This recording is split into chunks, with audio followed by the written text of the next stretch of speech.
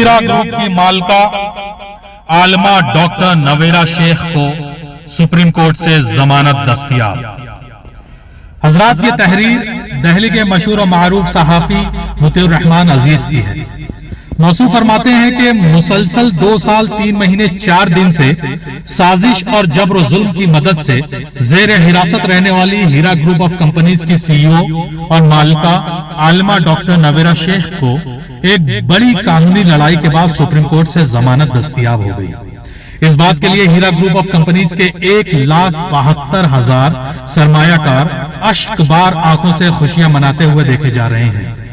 पल पल इस लम्हे के इंतजार में एक लंबी आजमाइश और सब्र का सबूत पेश करने वाले हीरा ग्रुप ऑफ कंपनीज और उसकी मालिका की हिमायत में इंतजार करने वाले और उनके अहले खाना के 25-30 लाख अफराद दुआओं के जरिए अल्लाह रब्बुल आलमीन से मदद तलब कर रहे थे। हजरात, 25 जिमनी अदालतों और एक हाईकोर्ट से जीत हासिल करने के बाद आलमा डॉक्टर नवेरा शेख ने सुप्रीम कोर्ट से जनवरी 2020 में अपने लिए इंसाफ तलब की थी। 2 सुनवाई के बाद कोरोना वबा ने पूरे मुल्क और दुनिया को अपनी वहशत के आगोश में ले लिया था और कुदरती तौर पर तमाम चीजों पर तालाबंदी हो गई थी। लेकिन 3 महीने के बाद जब सुप्रीम कोर्ट खोला गया तो फिर से डॉक्टर नवेरा शेख और हीरा ग्रुप ऑफ कंपनीज के मामले पर सुनवाई शुरू हो गई। आज 19 जनवरी 2021 को इज्जत माब सुप्रीम कोर्ट ने डॉक्टर नवेरा शेख को जमानत देने का ऐलान करते हुए उनकी कंपनी को मुकम्मल तरीके से खोलने के अहकामात जारी किए और उनके बंद हुए बैंक अकाउंट्स को खोलने और तमाम जायदादों से सरकारी और जांच एजेंसियों को अपना तसल्लुत हटाने का हुक्म सादिर किया है। हीरा ग्रुप ऑफ कंपनीज और हिंदुस्तान में मुस्लिम मईशत का जामिन समझे जाने वाली आलमा डॉक्टर नवेरा शेख ने अपनी रिहाई के लिए बरसों से बेइंतहा मेहनत और जद्दोजहद करते हुए यह दावा किया था कि मुझे मेरे चलते फिरते काम से जबरन बिला किसी नोटिस दिए हुए जांच के नाम पर उठा लिया गया था। हालांकि ऐसा भी नहीं है कि मैंने कभी सरकारी इंतजामिया को अपनी और अपनी कंपनी की जांच पड़ताल से रोका और मना किया हो। आलमा डॉक्टर नवेरा शेख ने बताया कि 2012 से 2016 तक मेरी कंपनी और मेरे तमाम कारोबार की सख्त जांच पड़ताल हैदराबाद के मेंबर पार्लियामेंट असदुद्दीन ओवैसी के FIR पर मुकम्मल किया था, जिसमें मेरी कंपनी को फतेह दस्तयाब हुई थी और बातिल को शिकस्त फाश हुई थी।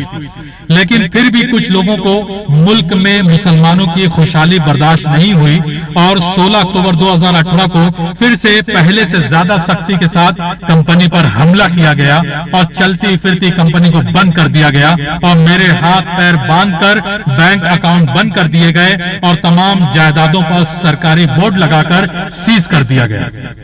और यहीं पर बस नहीं किया गया बल्कि मेरे घर के 32 दीगर अफराद को भी हिरासत में लेने के लिए मुकम्मल जद्दोजहद की गई, जिसके पीछे मकसद इंक्वायरी और जांच पड़ताल हरगिज नहीं थी, बल्कि मेरे जज्बात और हौसले को ठेस पहुंचाने और मेरे घर नेस कुंबे कबीले वालों को डराने, धमकाने और फलाई रफाई बहबूदी कामों और 1,72,000 कुंबों में रहने वाले 30 लाख अफराद की रोजी रोटी बंद कर देनी की एक मुनज़्ज़म साजिश थी। हजरात, आज इन सब साजिशों और फरेब पर भारतीय कानून की बालादस्ती कायम है और अल्लाह रब्बुल आलमीन के हुक्म से आलमा डॉक्टर नवेरा शेख की रिहाई के लिए सुप्रीम कोर्ट का हुक्म जारी हुआ है, जिसकी खुशी मुल्क भर के मुसलमानों ने मनाई